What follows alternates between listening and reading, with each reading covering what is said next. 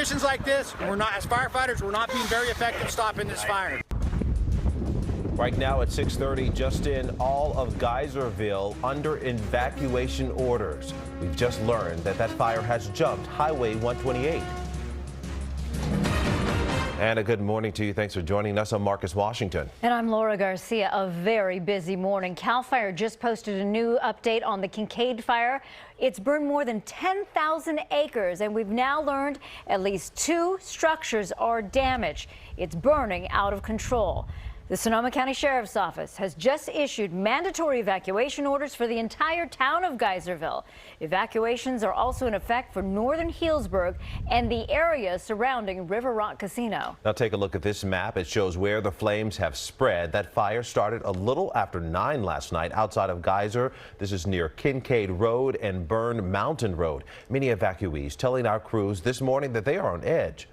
Want to check in with NBC Bay Area's Bob Redell. He's actually in Geyserville right now, where homes are burning down right behind you, Bob. Well, actually, we're at a home that they're trying to protect right off Highway 128. So take a look to your left. You see they're bringing in one of the, it looks like a tanker. It's coming in, and here's the home, this green home they're trying to protect. And then if you do a whip back to your right, you'll see the garage and the backyard. This fire was actually intentionally set. This section of the fire was intentionally set by CAL FIRE. It's called a backburn. And what they do is they start the fire at the bottom of the hill, and then they hope it burns up and away from the structure, which right now it appears to be working. And the more fire they get, the more that fire will hopefully drag everything with it. And I'm talking about the other flames. So as we have CAL FIRE right now, they're going to come in here and they just want to make sure that this fire does what it's supposed to do and doesn't start burning the garage. That's why they have this tanker truck out here with hose lines. And the fire, if you look up towards the hill, it actually started in that direction, several miles in that direction, and it started burning towards us. So what you can see what they did is with this backfire, they've now got the fire burning back onto the fire. And the idea is that when those 2 sections meet, there will be nothing else to burn, and you have this natural barrier, this natural buffer. I want to show you some video. This is from about an hour ago. This is when Prina, my photographer, and I were trying to go to a winery that we believe was threatened. But as you can see, when we got down the road, I think that was Geyser Road, we quickly had to turn around. There's too much smoke. You can see there's at least one other structure that was being threatened, and you had a fire department there. And I believe I saw another structure that was on fire. We got out of there for obvious reasons. We also saw the power lines were on fire. We don't believe that they're energized, but we don't want anything coming down on top of our TV truck. And then here's a CAL FIRE spokesperson we spoke with earlier, just talking to us about how they plan to try to contain this fire, which right now we believe has 0 containment. We try to build a box around that fire using topographical features, ridge lines and hills or roads, to try to build a box around the fire to put our containment lines in and around it. So when we get aircraft in the sky at first light, we'll have a much better visual of what we're facing.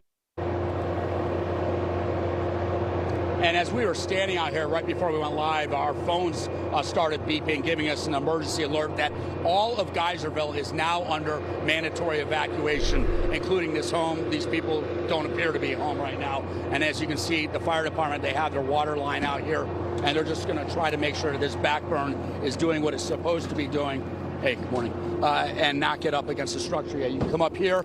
Can watch out for this hose line, and here they are. They're doing more backburns over here to the right. And again, it seems counterintuitive to start a fire, but the idea is you get it to burn uphill, and it burns away from the structure, and it creates a buffer. And right now, it appears to be working. And as you look to the right, they're doing the exact same thing over here, starting new backburns so that they can protect this house and keep it from burning down. And so far, at this particular structure, it seems to be working. Yeah, thanks so much Marcus, Laura. No, thank you for clarifying that, because we were told there were homes on fire there, but now we know that those were fires around homes intentionally set so that the fire could burn uphill. Yeah, scary situation. And Bob, I wanted to ask him another question, but Bob, can you hear us? Okay, we'll get back to you. Yes, go ahead. Oh, yeah. So, okay, good. Yeah, while you were there right and you were evacuating that fire area, did you see any other people who probably live in that area trying to get out as well? No. we shouldn't have been in there. That's why we got out of there. I didn't see anyone. I've just seen firefighters. Earlier this morning, we saw people pulling their horses out. Here they are trying to get this tree to burn out, or excuse me, to extinguish the tree, so it doesn't, since it's overhanging the property. But you can see how quickly this backfire is working, and you'll also know, and you probably can't see it on camera, but I can feel the wind. It's creating, I believe it's creating its own wind system, so the wind is now going that way because, you know, the fire is pulling it along. And so it's really a brilliant firefighting technique, which I know has been around forever. Sure. But it's working, and the fire is moving away from this home, and it's going to burn back on itself. It's going to meet with the main fire and create that buffer. Right, it's actually science to fighting a fire there too. Bob, I want to talk to you for just a moment as well. So going down that road, it was hard to even look at the video. It was so reminiscent of the Tubbs fire from a couple of years ago, which of course we all know was so devastating. But that's what so many people during that time actually faced as they were fleeing their homes. Just you know, put down the reporter flag for a moment and just talk as a personal experience what that was like driving down that road. It looked so frightening.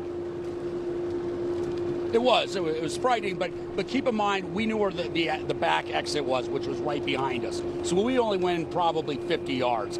These people were running for their lives, especially in Paradise, and they had to go that way. We didn't have to we could have easily done a U-turn. So we went in, realized our mistake, and got out. So yes, once you're inside, you realize, hey, this doesn't feel very smart, and we don't need to be here. And we made a quick decision to get out. And fortunately, the fire conditions were such at that time, we could get out. The wind was moderate, if anything at all. If you could imagine during the 2017 Napa fires or last year at Paradise, where the winds were rampant at that point and people were running for their lives.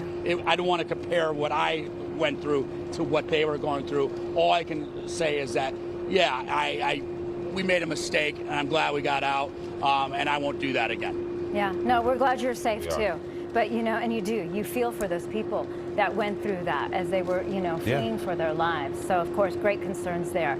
Get yourself to safety, in fact, right now, Bob. Looks a little too close for comfort. Yeah. Say that.